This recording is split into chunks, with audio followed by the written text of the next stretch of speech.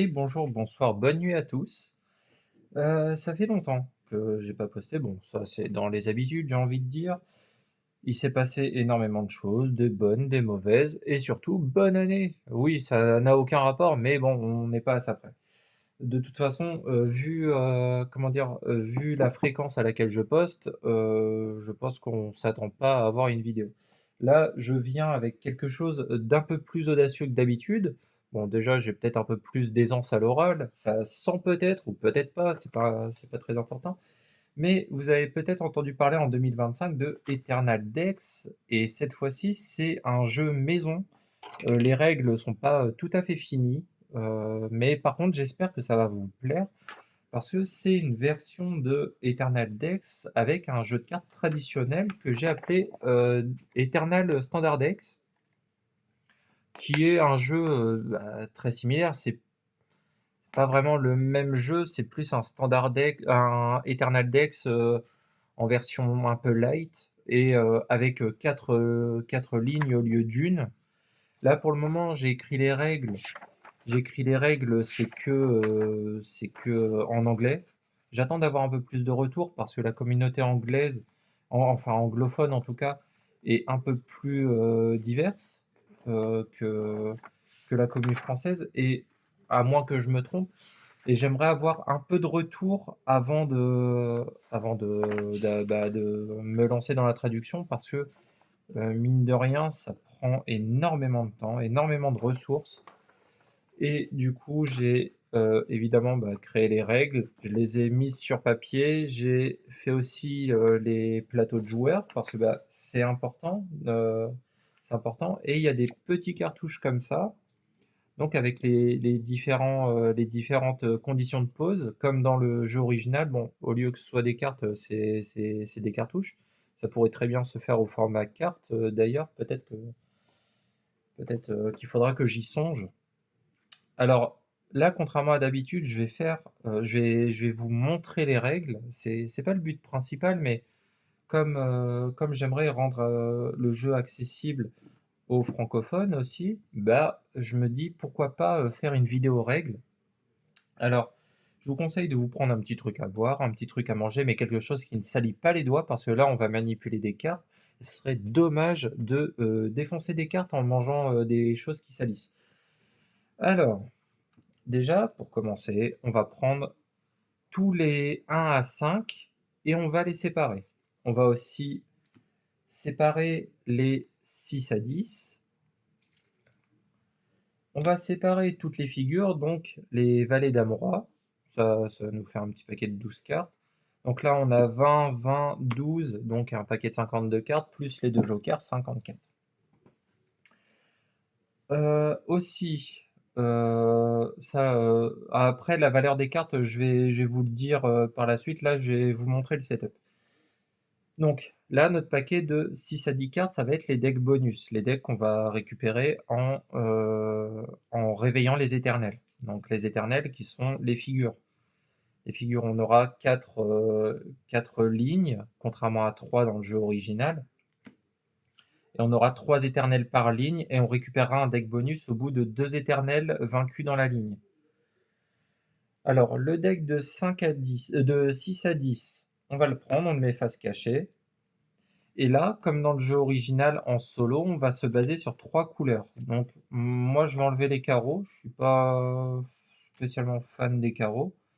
Donc, on les prend, on les met de côté. Voilà, j'ai mes 5 cartes.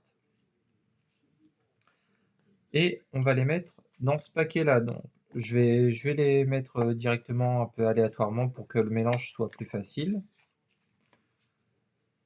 Ensuite, on va prendre 2 cartes supplémentaires. On arrive à 27 cartes et on va rajouter un joker aussi.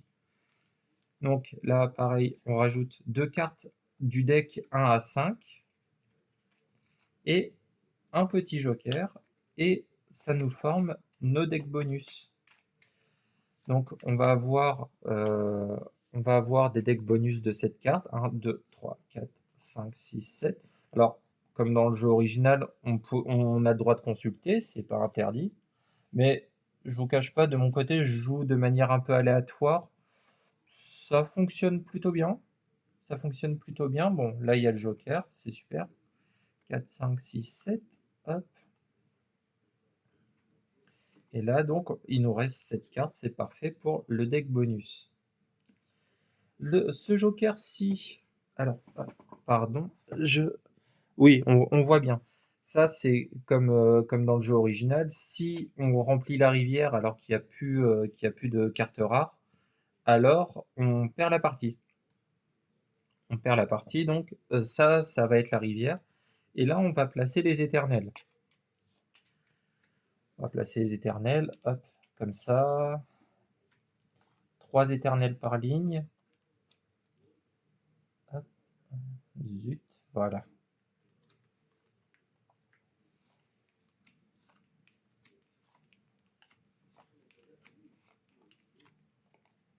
Et voici.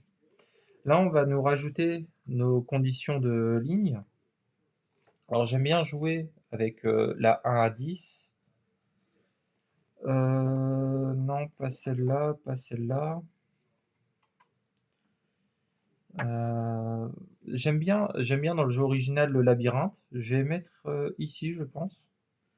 Et les cartes paires, pourquoi pas. Alors, les conditions pour remplir les lignes, c'est 4 cartes par ligne. Pour le premier et le deuxième éternel, par contre, pour le dernier, il faudra 5 cartes. Le but du jeu, c'est de réveiller tous les éternels. On n'est pas obligé de les apaiser, mais il faut au moins les réveiller. En sachant que les éternels, quand ils sont réveillés, on ne pourra plus poser la même couleur que que le ou les éternels réveillés. En tout cas, pour le moment, je ne sais pas si j'aimerais rajouter des trucs un peu cool, mais ça, pour le moment, c'est la première version. Donc, par exemple, si on réveille ce valet de carreau, ben, on ne pourra plus poser de carreau du tout. Et ça, c'est pareil pour la dame de carreau et le roi de carreau. On ne pourra plus poser de carreau. Donc, ça veut dire que si on réveille des éternels des 4 couleurs, on ne peut plus poser. Sauf la carte 10 qui est une carte qui peut être. C'est comme une carte rare.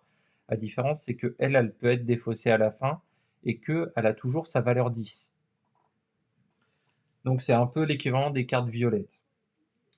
Alors, pour jouer, on se compose une main de 4 cartes. Là, on pose, ça c'est très important. C'est très important. Les cartes ont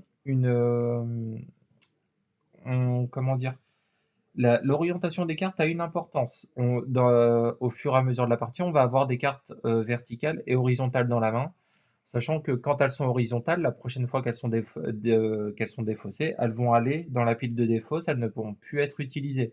Alors que quand on remplit une ligne alors qu'elles sont en verticale, elles vont revenir dans le deck, mais en horizontal. Donc en fait, toutes les cartes vont être utilisées 2 fois, sauf le joker qui revient ici à chaque fois. Donc on pose le deck à la verticale. Je vais le poser peut-être ici. Non, ici on le voit pas. Bon, je vais le poser au niveau de la rivière, parce que bah, la rivière, si je pose les cartes comme ça sera pas trop un souci, je pense. Donc on se compose une main de 4 cartes, et puis bah, comme dans Eternal Dex, on n'a pas le droit de poser la même valeur, ni la même couleur. Hop, je vais déplacer cette petite boîte à bonbons à côté. Donc bah, je vais commencer le 1 de cœur, le 2 de trèfle. Ah bah, c'est parfait, le 3 de cœur. Et là, je suis obligé, du coup, le 5 de trèfle.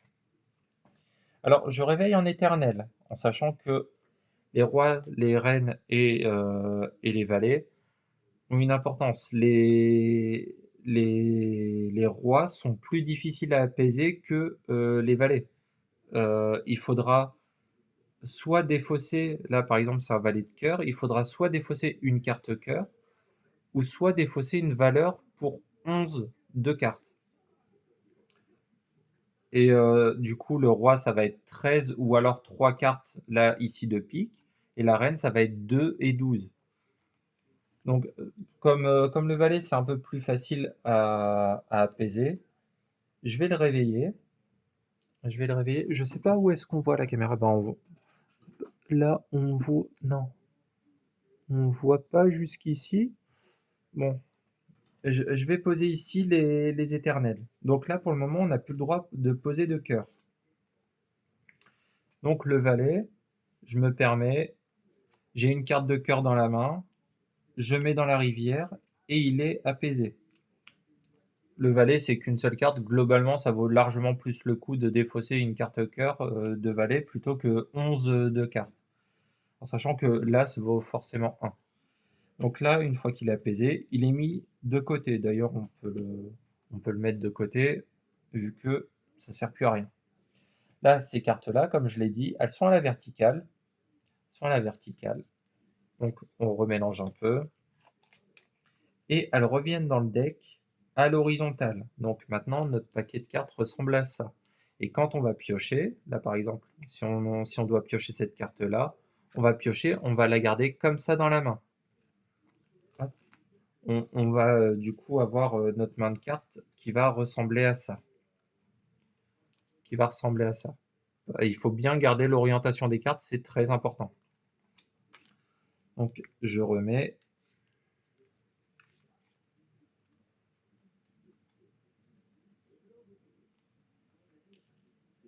Donc on en est là. Là je pioche, donc c'était une carte à la verticale, j'avais pas encore fini.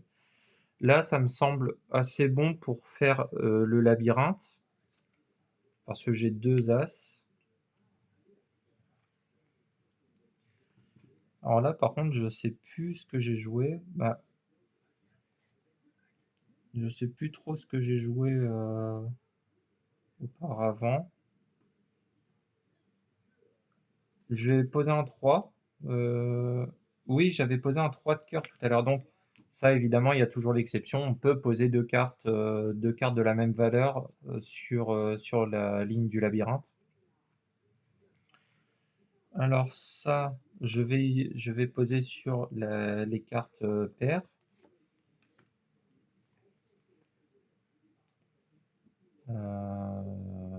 Oui, de toute façon, voilà. Donc, non, mais en fait, j'ai encore un as. Ça sert pas à grand chose.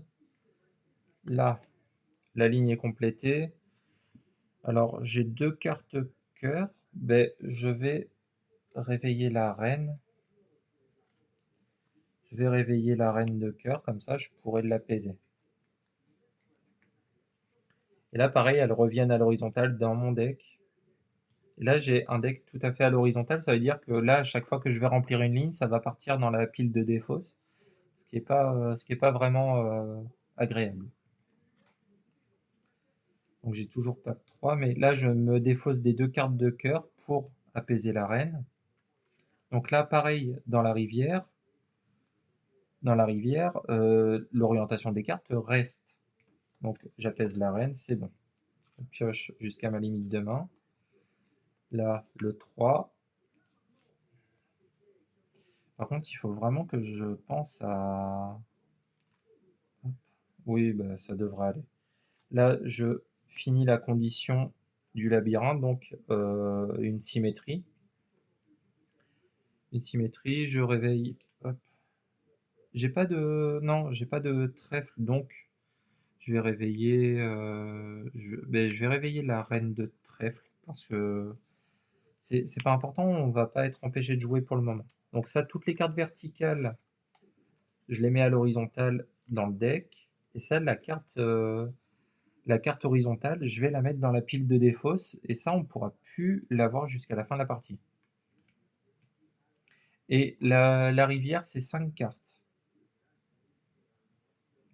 Par contre, je sais plus si c'était... je sais plus si c'était à l'horizontale ou à la verticale.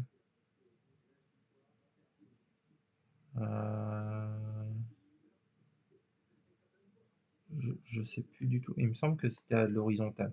Bon, dans le doute. Hop.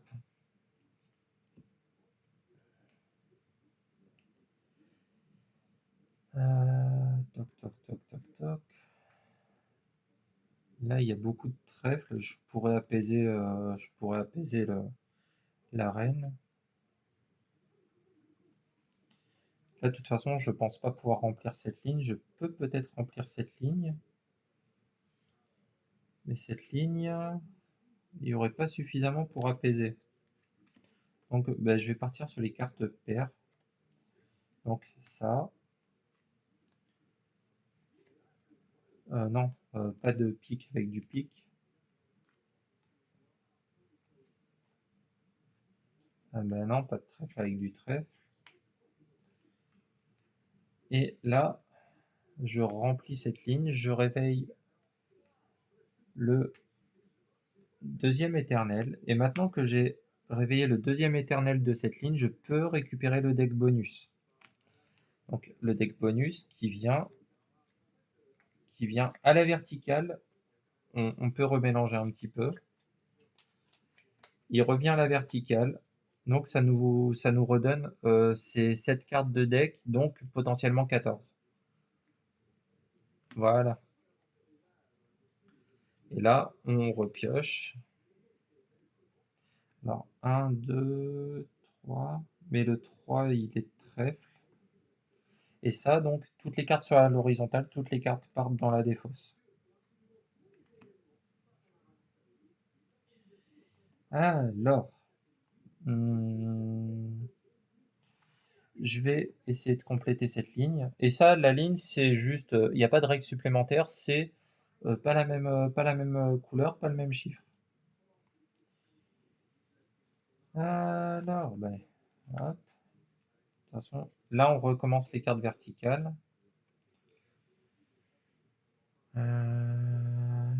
Alors là, ça m'arrange pas, donc... Ah oui, mais c'est... Ah mince, il y a carreau et trèfle. Oui, c'est le problème avec ce jeu, c'est qu'il y a beaucoup de cartes qui se ressemblent.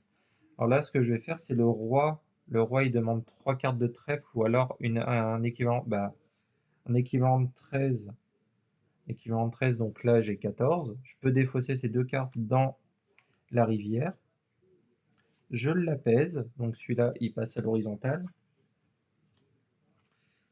La rivière, elle est complétée. Donc ça, c'est pareil, elles sont à la verticale, elles retournent à l'horizontale dans mon deck. Celles-là, elles étaient à l'horizontale, elles vont dans la défausse. Le joker, je le récupère en main. Le joker, c'est la seule carte qui ne part jamais ni dans le deck ni dans la défausse. Elle va dans la main, à la verticale, et une fois qu'une ligne est complétée, elle retourne dans elle retourne dans la pile du joker. Et s'il y a un deuxième joker qui doit être complété alors qu'il y a déjà un joker ici, ben c'est pas grave, on en met un deuxième. Et quand la rivière est complétée, on n'en récupère que un. Hop. Alors, j'ai envie de mettre le joker ici. Et là, ben de toute façon, ça pose... Non, je vais plutôt mettre le 7. Ça pose pas de souci. Hop. La reine est réveillée. Donc là, j'ai la reine de trèfle et la reine de carreau. Je pose bien mon jeu comme ça, là.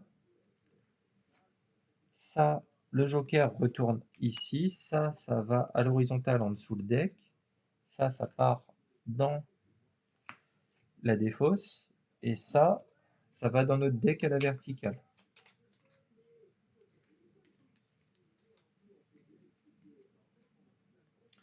Hop, et on est reparti.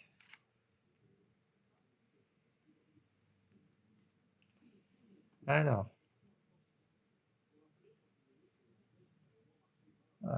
j'ai envie de recommencer cette ligne. Celle-là, j'ai un deuxième set, donc je me risque pas trop. Ah non, je pouvais pas, ça. Je pouvais pas. Je pouvais pas, je pouvais pas, je pouvais pas. Donc, hop, ça, je repose ça. Et ça, j'avais ça comme ça. Prêt. Je peux pas poser de trèfle. Bah,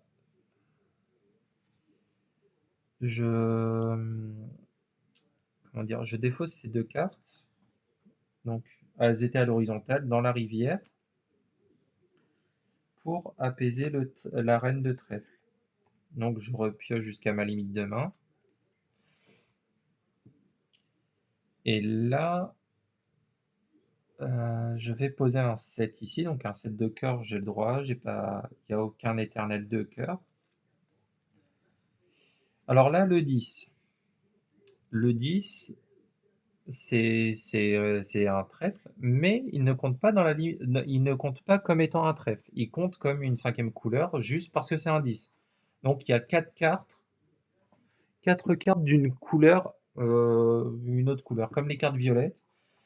On ne peut pas les poser côte à côte, sauf dans le labyrinthe potentiel, dans le sens où ça vaut un 10. Donc, si par exemple on met un 10 ici, bah, ça ne, comment dire, on ne pourra pas continuer la suite. Donc, il vaut mieux éviter. Ça sert à dépanner si on est bloqué, si on est bloqué. Alors, je sais pas ce que j'ai pioché. Est-ce qu'il y a des 8 ici? Il y a un 8. Oui, mais sauf que j'ai besoin d'un 8 pour me débloquer. Là, il y a un 8. Non, il n'y a pas d'As. 4, 3. Bon, j'ai envie de tester le 10 quand même.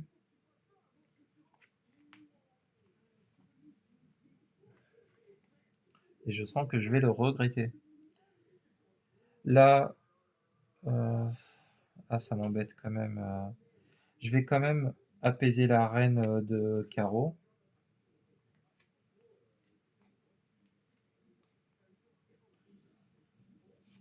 Hop.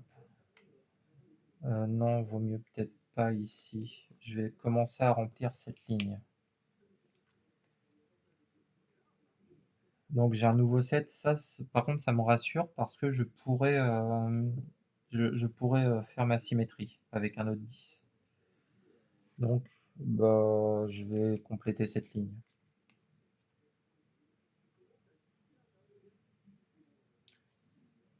Non, pas avec le 7. Hop. Ça. Et là, la ligne est complétée. Non, le 7 de carreau vaut mieux pas. Pique, pique, pique. Je vais prendre le valet de pique. Celui-là, il retourne en dessous le deck.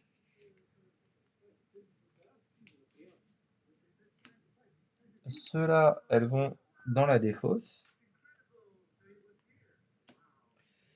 Et nous voilà repartis.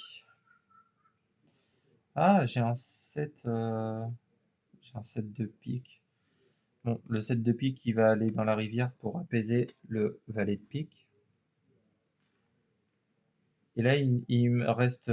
Ah ben non, j'avais pas vu, il y avait une carte en dessous. Ben, du coup, en fait, la rivière, elle est complète. La rivière, elle est complète. Je récupère le joker. Les cartes verticales... Hop. Les cartes verticales vont à l'horizontale. Et les cartes horizontales sont totalement défaussées. Donc finalement, j'ai un joker. Le joker, ben, je vais le poser ici. Et là, je vais compléter avec un petit 7 qui me permet de... J'ai pas beaucoup de cœur, je crois. Par contre, j'ai plus de 13 dans ma main, donc je vais me faire plaisir.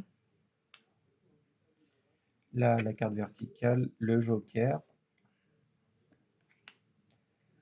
Et ça comme ça.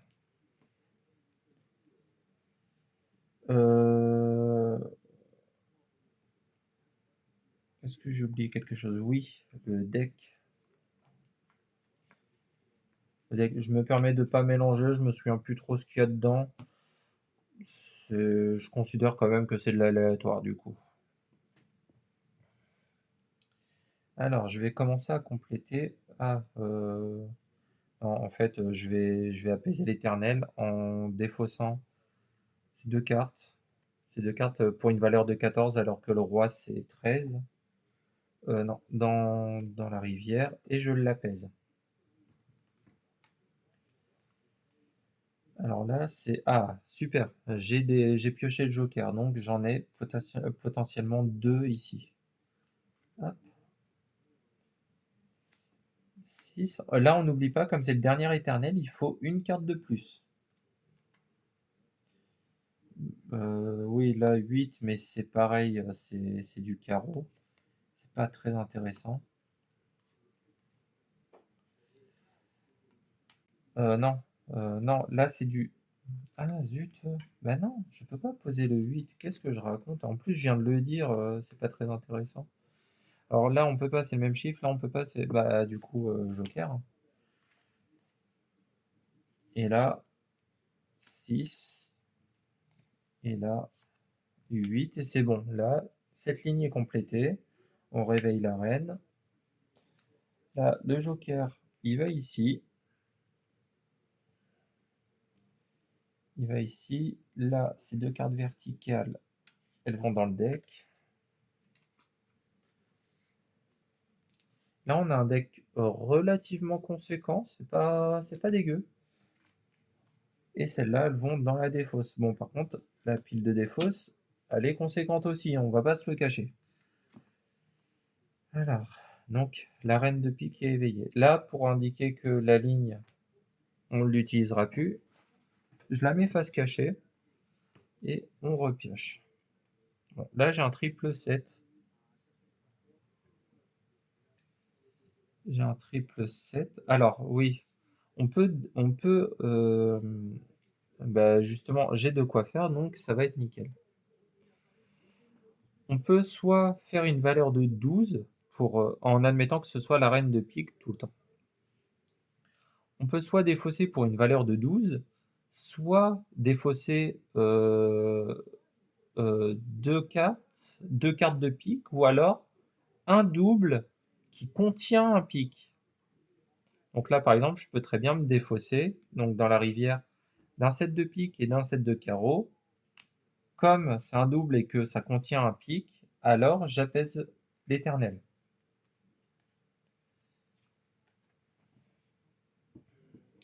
Et là, donc de 1 à 10, allez, je vais faire celle-là parce que c'est un peu complexe.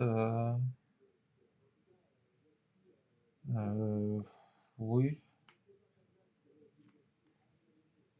Et super, je pioche un 3 maintenant, c'est pas l'idéal.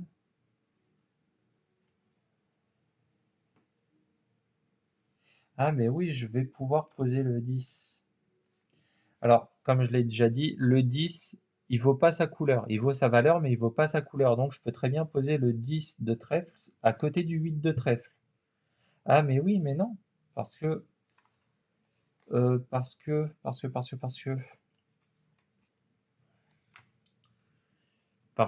il faut 5 cartes. Il faut 5 cartes. Euh, et je vais remplir cette ligne et puis on verra bien. 3.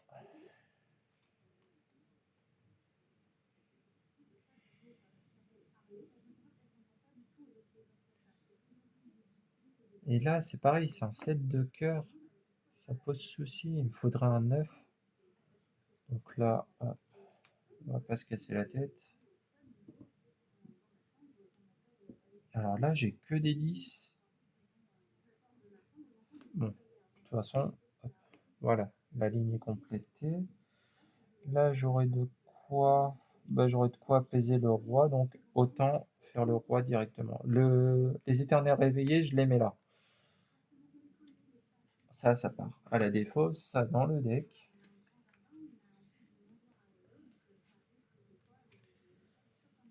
Hop. Et là, il reste plus qu'une carte à mettre dans la rivière.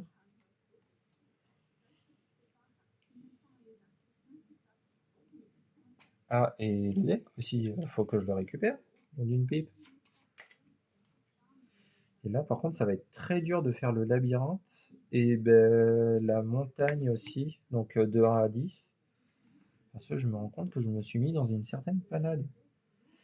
Et j'ai envie de dire, je vais défausser le 6 dans la rivière. Comme ça part à la défausse, ça repart dans le deck. Et je récupère un joker dans la main. Ce qui va me permettre de le jouer ici. Oui, c'est bon. De jouer ici.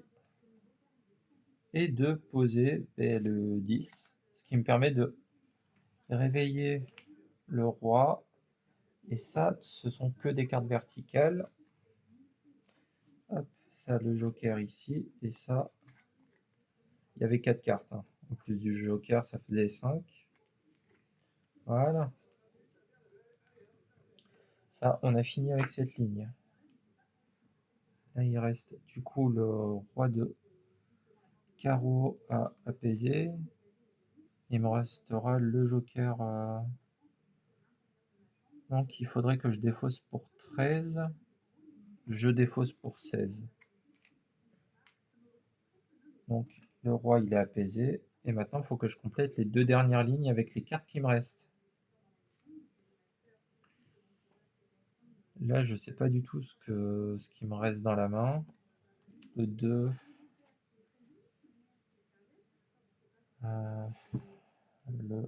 Non.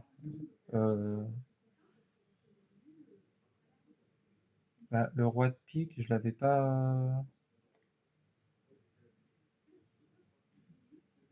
Le roi de pique. Bon, tant pis, je me défausse de ces 2 cartes pour apaiser le roi de pique. Je suis désolé, j'ai totalement pas vu qu'il y avait le roi de pique. J'ai pas fait gaffe du tout. Je suis désolé. Alors.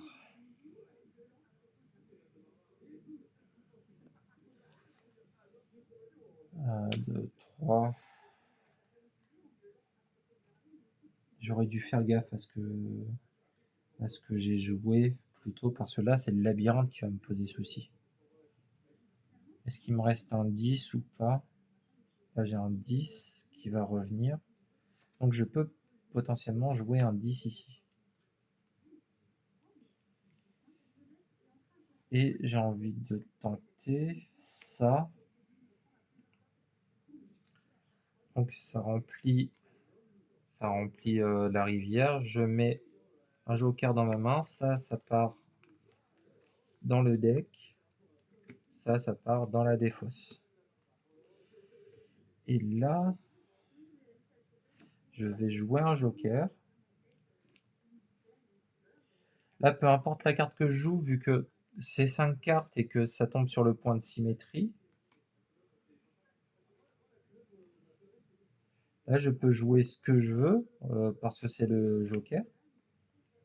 Et là, il me reste plus que le 10. Je sais qu'il va arriver. Donc, grosso modo, on est tranquillou. Ça.